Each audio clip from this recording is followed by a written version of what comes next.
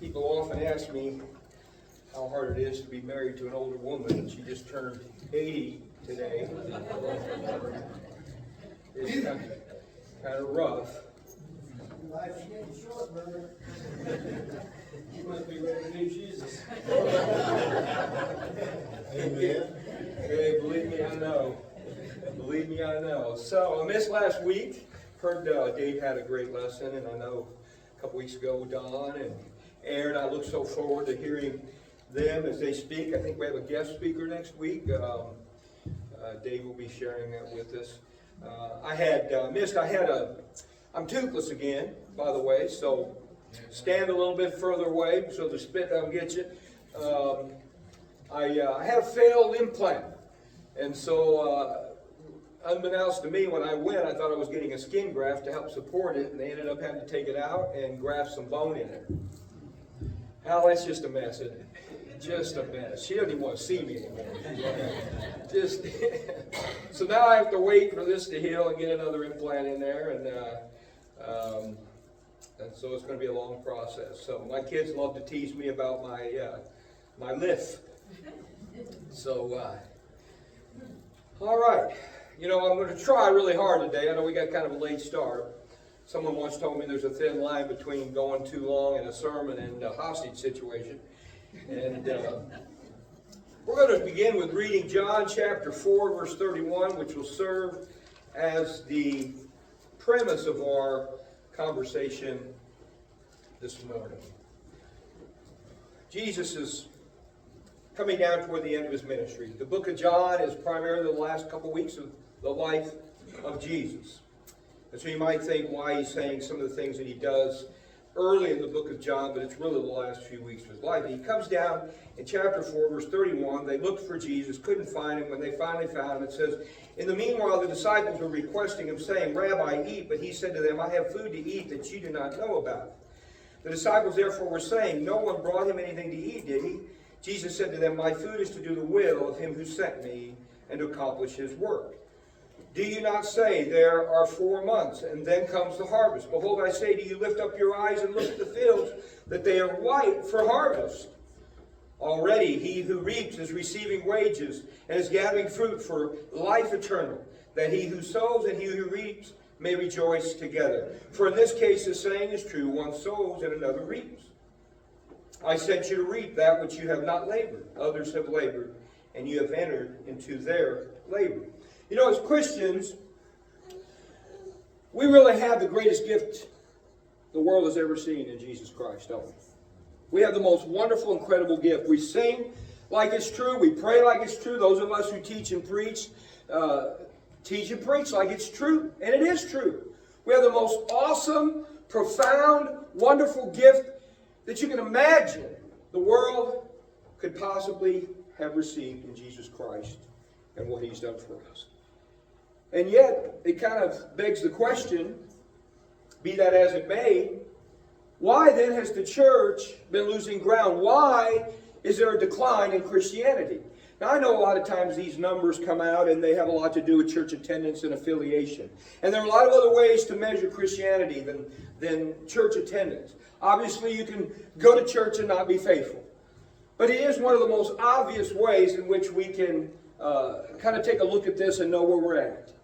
And there are those who believe that if the trend continues the next 20, 30 years, we'll become extinct. That we're actually an endangered species. Now, I don't believe that. You know, Daniel prophesied of the church, and he called it a kingdom which will never be destroyed. God won't let it happen. And but at the same time, we could end up diminishing to the point where we're like many of the European countries where the church is almost impossible to find. And I'm more optimistic than that. I believe that we're going to come out of this. But why the decline? You know, is there some deep, mysterious mystery, thing that we've missed? Are we desperately in need of looking for something new and different that we can reverse this trend with? And then again, there are some churches, there has been, if you look it up, a little bit of a plateau just recently. And some of it's COVID, you know, the diminishing numbers during COVID, and then of course we're back. But part of it, unfortunately, is some of the progressive churches, some of the mega churches, And I don't know all the reasons, and they're not all bad. I'm not going to, sit here and try to make some generality and sweeping statement. But there's a lot of preaching out there that we'll call progressive or we'll call prosperity gospel. And there's a lot of things that have entered into the church that really, where people, I said to Dave the other day, I was talking about it, and I said, we have the invitation, you all come. Jesus has a seat at the table for everyone. He ate with tax gatherers and sinners. And it's true, he did. But it's not you all, come as you are and then stay as you are. Right? Jesus, the apostles, the New Testament preaches, teaches transformation. And a lot of times that demand is not made. Those challenges aren't made for us to transform our lives. We basically don't want to talk about sin, the struggle and the battle that is very real even for the Christian. And so that's part and parcel why you see some of the growth. It's very easy. But why some of the fundamental churches that we would consider evangelical, biblically based churches are struggling. And so we need to examine ourselves. In 2 Corinthians chapter 13, Paul said, examine yourself to see whether you are in the faith. Are we exuding this joy of Christianity? Do we manifest it? Do we illuminate it? When we're out and just living our lives amongst people, do they see that we're different? Do they know that there's something different about you and me? And this lesson is very much for me. Because, Jesus talked about bearing fruit. The Bible has a lot to say about bearing fruit. In fact, you remember in where Jesus cursed the fig tree? And the lesson there were leaves on the tree. It looked as though it should bear fruit. It should have been bearing fruit, but it wasn't. He cursed it. And that was emblematic of Israel, who had all the appearances of being righteous and being religious. They were very religious, especially, as we know, the Pharisees and the religious leadership. But they wouldn't bear fruit.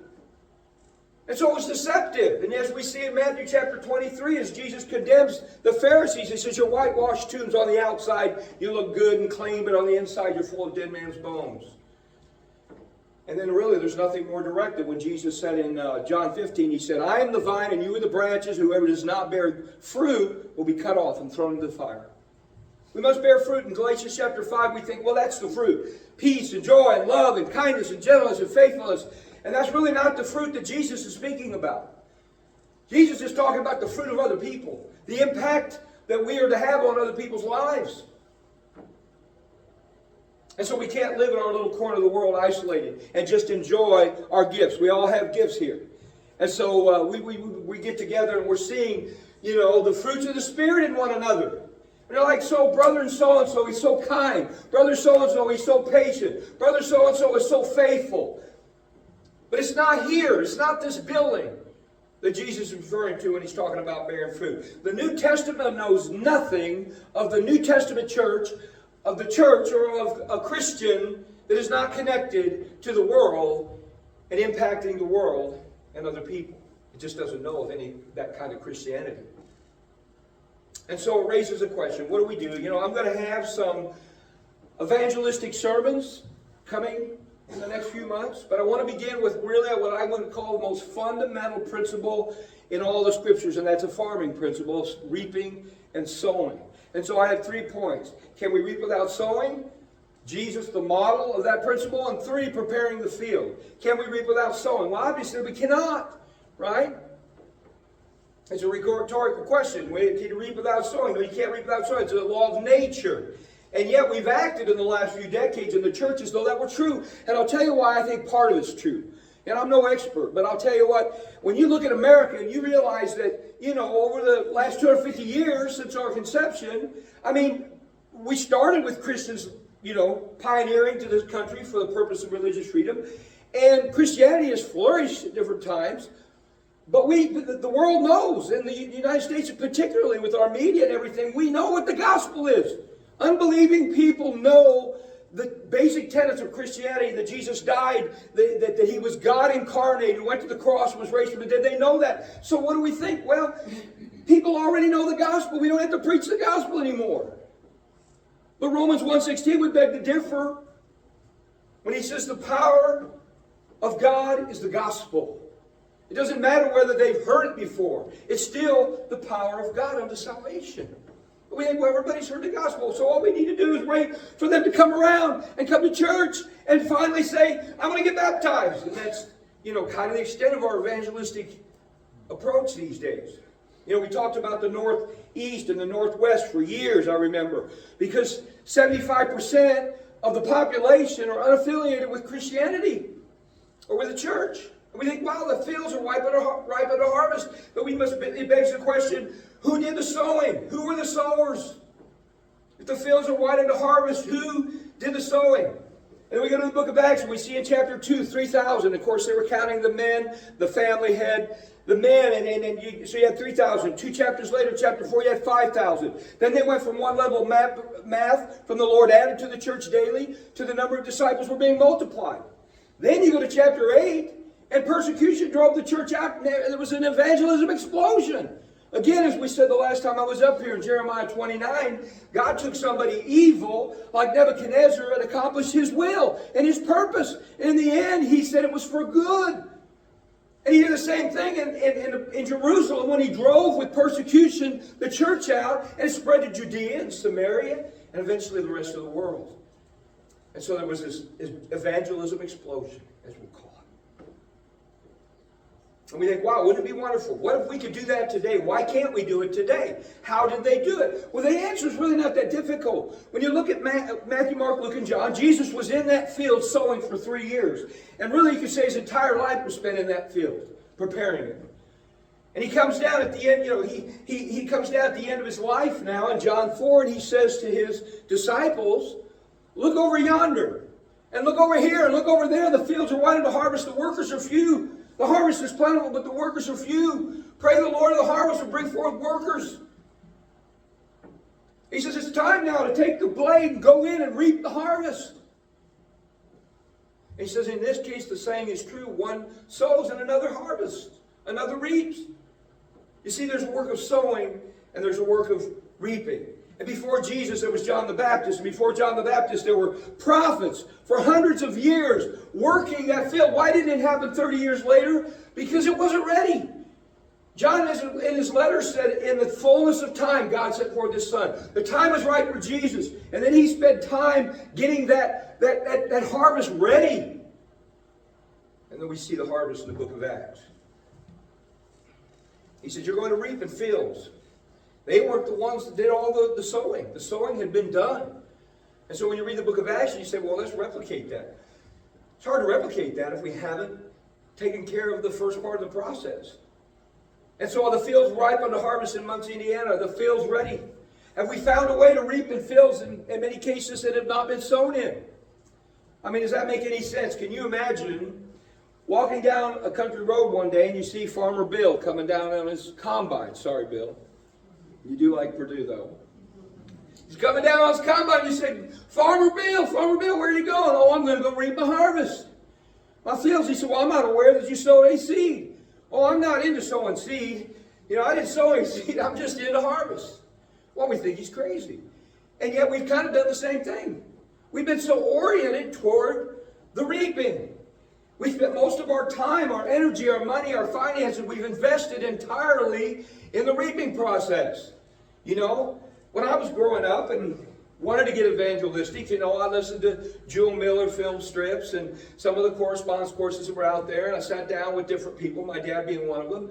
But a lot of it was really focused on baptism. And we were known, when I was in a school, a seminary down in Louisiana, and you knock on doors and you go out and evangelize, and people go, oh, you're the people that are all about the baptism. Well, there's nothing wrong with baptism. But that's the reaping. That's the reaping. And we've been so oriented toward that. We maybe need to look a little bit more closely into the sowing. Where have all the sowers gone?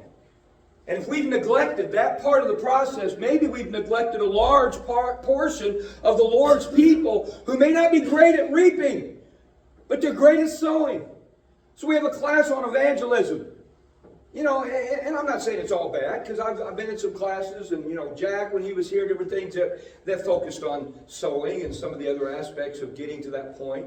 So I'm not trying to, do this broad sweep here of our history in Fairlawn, but I'm just talking about the church collectively in this country. back in the 50s and 60s, there was a lot of talk about, let's go to the whole world, evangelize the whole world. And there was talk, let's do it in one generation. No, let's do it in one decade.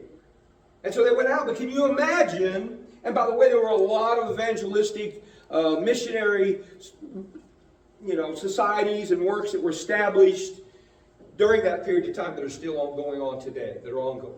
And so it was a great period of missionary work. So I don't want to condemn that, but at the same time, can you imagine the whole world just deciding that they're going to sit down and open their Bibles and, hear the gospel? And then we're going to have a response, and we're going to have thousands of baptisms like you read about in the book of Acts. Have we become the kind of people that just think, today we're going to go out and reach the world? Is that how it's done? We've just missed part of the process. Going out day after day, trying to find people that are ready to be baptized. And so it can get pretty discouraging, can't it? When we really don't see that people are ready and we wonder why. It's an interesting thing, but, there's another principle of farming. And I keep thinking about Aaron, our resident farmer. And you go out, when you go out and farm, you go to the soil. You don't bring the soil to you. You got to go to where the soil is. Basic principle of farming. And, Jesus didn't say, you all come to the farm. You all come to the soil. No, he said go. He said go. And sometimes I think we've bounced more seed off the ceilings and walls of our church buildings than all the farmers of Indiana. And we're up to here in seed. We've gotten so building oriented. We've gotten so, brick and mortar.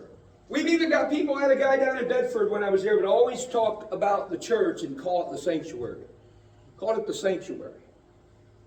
And he'd been a Christian for years, and I'm like, how long do you need to be a Christian before you understand the church is the people? That the Spirit dwells in us. That when we go, there goes a priest. When we go, there goes God in us. And so, Jesus, the model, number 2.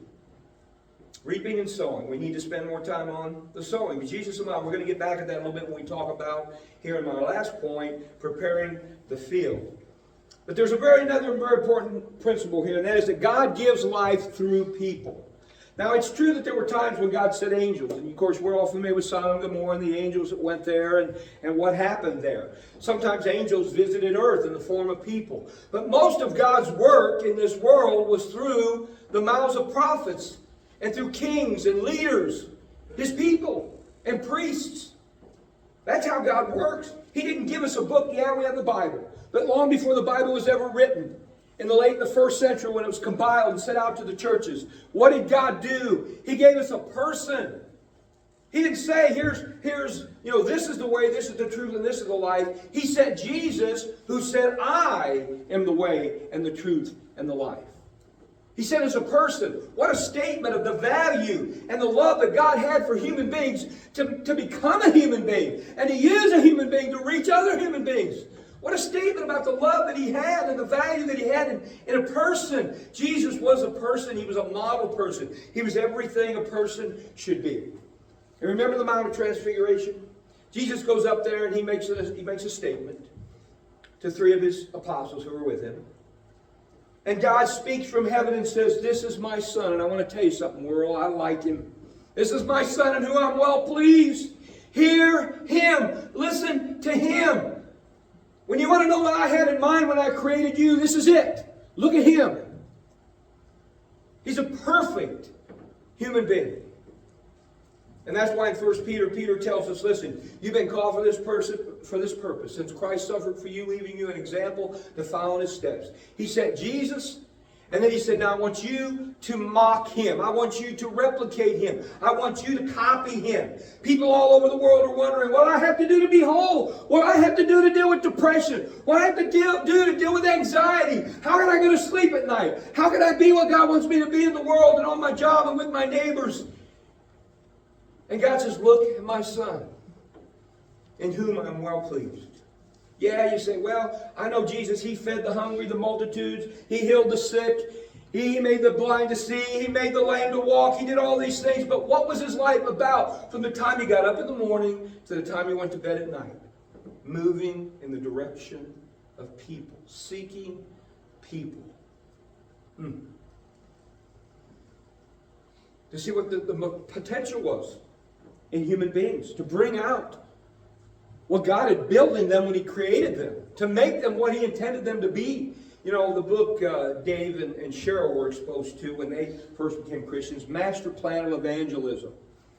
An incredible book that really took the Gospels and the book of Acts and helped us to understand that God gave us a pattern for how to develop the church and how to grow the church. And Jesus is the example of how to do that. There's lots of ways to make a living. But the critical thing is that we find His way of reaching people. Jesus came in the flesh not just to show us what God is like. Jesus came in the flesh to show us what a real human being is supposed to be like. His entire life was a wonderful lesson. He says, now, this is the way to look at people. This is the way to approach people. This is the way to forgive people. This is the way to love people. This is the way to take care of their first, most obvious needs. When you walk up to a person and you say, I want to share, I want to baptize you, and he's hungry. I want to baptize you, and he's not got a coat on. It's the wintertime. He's got no shoes on. And we don't want to sow. We don't want to invest the time. We don't want to work with them the way Jesus worked with people. How many times did He deal with someone and He didn't get all the way to the message of the kingdom coming and His death and His imminent resurrection? Why did He deal with it? How many times did He talk to someone and let them go and then they came back? Patience. And so what we have is we have Jesus as that model in the gospel. Then you read the book of Acts and you see the apostles in the early church replicating that model. And then you go to the Bible in the letters and you see that these apostles, mostly Paul, Peter, James, and John, writing to us how to replicate that, how to approach people. Philippians 1:27, only conduct yourselves in a manner worthy of the gospel of Christ, so that either I come and see or remain or absent, I may hear that you are standing firm in one spirit, one mind, striving together for the faith of the gospel. Conduct yourselves. Listen, Colossians 4, verse 5. Conduct yourself, one of my favorite verses. Conduct yourself with wisdom toward outsiders, making the most of every opportunity. You know, there's passages that tell us how to answer people based on what they say. That we're to have a word only of edification depending on the need of the moment. Oh, the need of the moment? I was trained with a list of things to say to someone, and if they responded, how to respond to their statement. It was rote memory. And so early on, I'm not a great listener, as you know, but early on, I wasn't taught to listen to people. I was taught to go out and to have this message and to force feed people and not listen to them. I didn't know where they were at. Conduct yourself with wisdom toward outsiders. I want to spend just a minute in one of my favorite sections, and I know you've heard me talk about this, 1 Corinthians chapter 9, where Paul talks specifically about reaching the lost. In verse 19, 1 Corinthians 9, for though I am free from all men, I have made myself a slave to all that I might win the more. Now let's let that sink in for a minute. I am free from all men. I only answer to God. But I've made myself a slave to people. What does that even mean? I have to know where people are at. I have to know what they're feeling. I have to know what their pain is. I have to know what their experience is in life. I don't need to know where they're at, so I know how to approach them. I made myself a slave to them, meaning I'm going to submit myself to their needs. Not just God gave me the gospel and here it is. How does God reach the Jews? He says through a life that knows how to identify with the Jews. To the Jews I became a Jew that I might win the Jews. To those who are under the law, as under the law that I might, even though I am not under the law, quote, of Moses, two different kinds of law here, but he says he is under the law of Christ. But he says, how do I win those who are Jews? Well, he was a Jew. So he kind of knew how to find common ground. He knew what it was like to be under the law of Moses. He knew what all that system did. He knew how incomplete it was. He knew how they had so much pride in the Jews did and the fact that God gave them the law and made them a special people. That they were a people that God worked with for 1,500 years, or really go back to Abraham when I'm going to make you a great nation, and the promise of the promised land, that he was going to give them milk and honey. All the things that he promised them, they were special, and they were special. Well, let's go on. He says, to those who are without the law, as without the law, though not being without the law of God, but under the law of Christ, that I might win those without the law. How do you win those that are not under the law of Christ? How do you win people in a world that is full of immorality? And now we've got, a fulfillment. We've been seeing for quite a while what Isaiah said, people calling good evil and evil good. And so we lift up and glorify immorality in every form and fashion. Right? We're forgetting that God had order and a plan when he created man. Look at the gender stuff that's going on. People are confused. They're just confused. But how do we respond? How do we relate to that? I can't say, well, you're wrong and we're right. We know what the truth is. Let us tell you what the truth is. That's not what he says here. Look at verse 22. To the weak I became weak, that I might win the weak.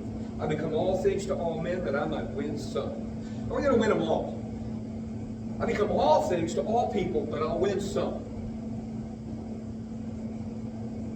That's the challenge of the 21st century. Listen, people already see so much distance between you and them if they know you're Christian. They know you don't drink, you don't cuss, and you don't smoke, but they know it goes deeper than that. They know you're a person of prayer.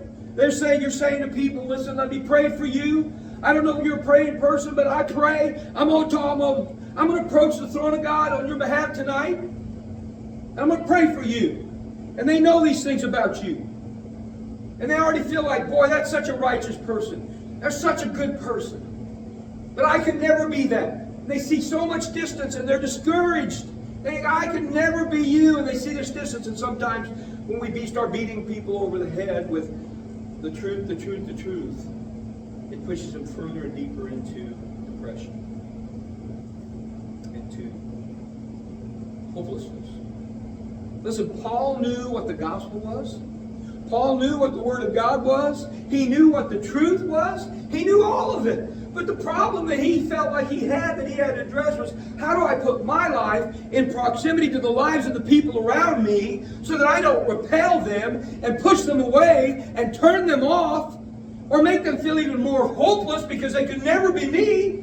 How can I, instead of doing that, bring them closer to a knowledge of Jesus Christ? And that takes us to really the most important final part of this lesson for you and me as we leave today, and that's preparing the field. How do we prepare the field? You need to ask the question, what does this piece of ground need? When Aaron first bought that piece of ground, he went out and he decided he was going to be a farmer. I don't think it was all at once. I don't think he decided all at once he's going to get cattle and chicken and probably to Allie's dismay, decided that he's going to go all in. I'm all in, man. And I've seen his garden. It's pretty incredible. You got tomatoes today? Got tomatoes today. Love that. Nothing, man. There's nothing more biblical than produce, right? Produce. Working with your hands in God's good earth. But when he went out to that piece of ground and prepared that field, he had to meet the soil's most immediate need. It probably had thorns and thistles and weeds. There was probably some rocks in the way.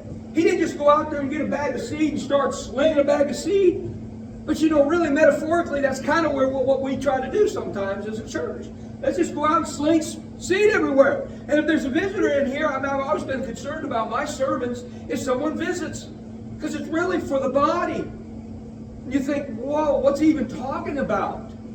But it's not in here that we reach hearts, really. I venture to say almost never does anyone come to this front aisle and sit down and say, I want to be baptized, before someone has already been planting seeds and preparing that field. Almost never happens.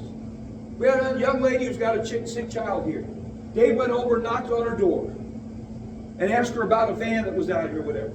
It ended up resulting in her giving her some scriptures to read. And she ended up here being baptized. There's things we don't even see, but it's preparing the field, planting seed. Who's doing that work in Indiana? You know, I like the fact, and I want to mention this because it's important, this church has done that. I mean, we've had the Hugs blankets. We've had Hugs blankets. We've had food drives where we've had pantry. We've taken food over to the south side of the school.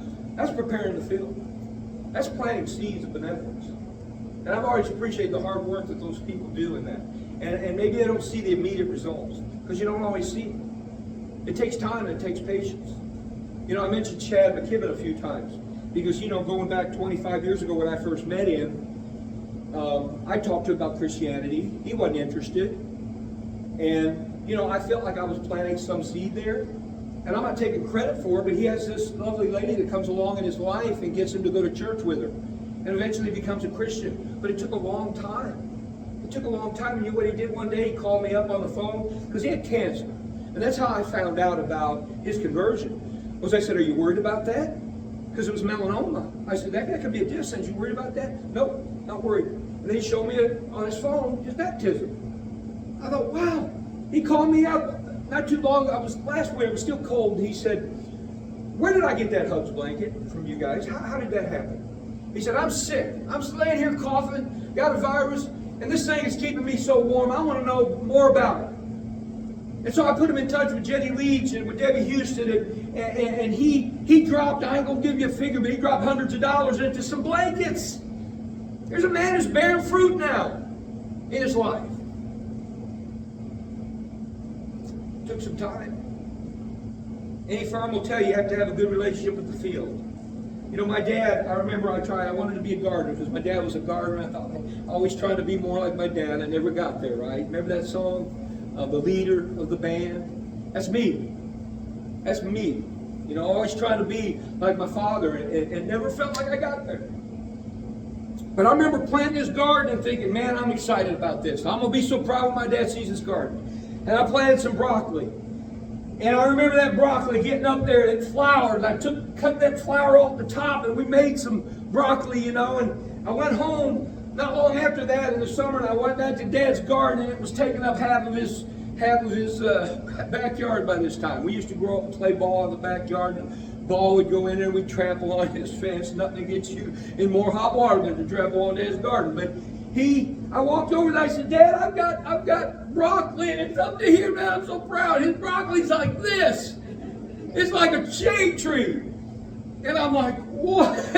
But see, Dad had been working with that soil and that field for years and years and years, and now it was so rich. And we have to be determined as a church to make this community rich, the soil rich, so it'll produce sons and daughters of God. And you know, at the same time, we can't put life in that seed. You know, all of our geniuses today, our scientific geniuses, some of them atheists, some of them agnostics, they can't explain to you how you have life in this dormant, dead seed that you put in the ground and you water it, and boom! How does that happen? They don't have an understanding of that any more than they do when a child is born. The seed of a life. They don't know. But you know, when we plant that seed, we can't take the place of the sunshine. We can't take the place of the rain. God puts life in that seed. So we have to know that when we've done everything we can, we water, we plant, we water, but God gives the increase. It's still up to Him, no matter what we do. In Matthew chapter 10, when Jesus gave His disciples the limited commission, He said, whoever receives you, receives me. This is just a beautiful thing, people. Really, let this soak in. When you go out and you talk to someone and you want to love that person into Jesus, and you want to listen to them and you want to meet their needs, Jesus says, when you go and you do that, I am there. I am there. Every time we touch a person, we touch God. God is there. We try to find God in the Word. We try to find God in prayer. We try to find God in periods of worship, collectively here. But I'll tell you, we really never find God completely till we see Him in the face of another human being who is made in His image, who is loved by God, who is the reason He sent His only Son to die. That's when we really come full circle. It's one thing to find God in the Word, and you'll find Him there. It's another thing to find God in prayer, and you'll find Him there too. It's another thing to find Him here on Sunday morning, and you'll find Him here too. But God completes His journey into your heart when you meet Him in those relationships with other people. Remember when Jesus said, "I come back again," what the story's going to be like? The narrative. When He separates and He says to those on His right, to those on His left, "I was hungry and you fed me," or I was hungry and you didn't feed me, "I was thirsty, you didn't give me drink, I was sick and you didn't visit me," and to the others, "I was hungry and you fed me, I was thirsty, you gave me drink, I was in prison, you came to me." When, Lord? When did we see you? We don't remember that. He's given us this hypothetical that was going to take place on Judgment Day. When did we see you? To the extent that you did it to one of the least of these, you did it to me. Jesus is there. God is there. In every single moment that you have with another human being. And your purpose in your heart is to love that person the way God loves them. I hope the lesson this morning finds you well, because honestly, just as I've said on every other lesson, I want to be God's person in the world. I want to be used. I want Him to shine through me. I want to be a prism that when God gives me blessings, that's exposed to those around me. Not as me, not as pride, not as look at what I did, but what's God done in my life. Give Him the glory. We want to give Him the glory as a church. Listen, we're not done here yet, people in Fairmont. We're not done. It may feel that way. God has sent us some people, and I believe in providence. And I can tell you right now, just when we felt like maybe things were teetering off here, and we had people move away, and a lot of it wasn't our fault. We just had people move away, and we had to look at the number of people that have gone home to be with God over the last 10 years. I mean, it's a crazy number. And then all of a sudden, some couples show up that I see as the young lifeblood of this church for the future. And there's so much to build on. And we're not done yet, folks, just because we're aging. God isn't done with us yet. We don't retire from our relationship to God. We don't retire from walking in the light and walking in the faith. There's never an age for that. I'm getting ready to retire here pretty soon from my paper, from my publication. But I prayed and prayed and prayed leading up to this time that God would help open up some doors and show me the way in ways that I can continue to be productive and useful to Him. And a lot of it's going to be my own physical family, because they're more than blood. They're more than blood to me. I just had my first grandson go to a Christian college down in Pensacola, Florida. And my son, his dad, called me yesterday and asked for prayers. Braden is a confident, strong young man. And I had a long talk with him when he went with me in the car down to southern Indiana and back to, what's the name of that, Holiday World. And we talked, and I said, "How do you feel about leaving?" "Oh, I'm ready, I'm confident." He said, I'm so excited, and he was ready to go. And I said, "Listen, you're going to get there, and you're going to be homesick." Because I remember when I went to college in Nebraska. And I was kind of estranged from my dad the last few years because of my behavior. And I remember getting there, and one of the first things I did was write him a letter, telling him how sorry I was for the way I acted and the way I treated him my senior year of high school. And Braden has kind of been a little bit distant from his dad because they don't see eye to eye on some things. And I said, "Braden, you button that up, buddy. You get back with your dad. When you get down there, you're going to miss him." And his dad put him to bed at night, put him in the dorm at night, and he went to get in a motel the next day.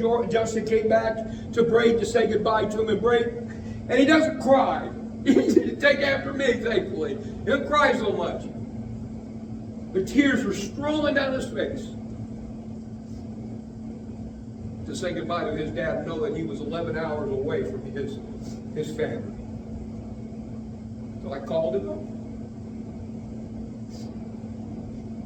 And so listen, even your physical family that are not here this morning, and maybe they've lost touch with their faith, They're part of the field, people. They're part of, we can't give up. We can never give up.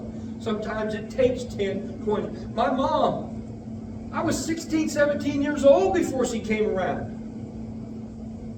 If it were me, after what I saw all those years, I would have just quit. I think most men would have walked out on her. But not my dad. Not my dad. He was committed to his love and his commitment to her and to his father, his heavenly Father. And she came around. We cannot give up hope on God. Never. Bless the seed of this word as we stand and sing.